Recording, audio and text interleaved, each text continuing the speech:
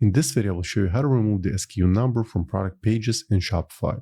And for the purpose of this example, I'm using Dawn theme. So first of all, let's log in the Shopify admin account, then select Online Store.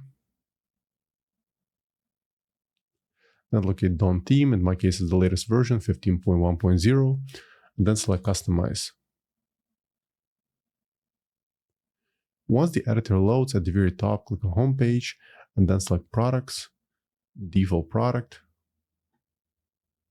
Then on the left under Template, look for the SKU. It should be right in here. Select it, and then click on the trash icon.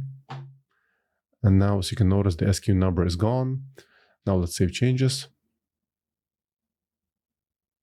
Now allow a few minutes for the changes to update, and then go back to your website and try refreshing the product page. Then you will notice that the SKU number is no longer visible on any of the products. In fact, let me open one of the other products, like this one. Yeah, it's not visible here too.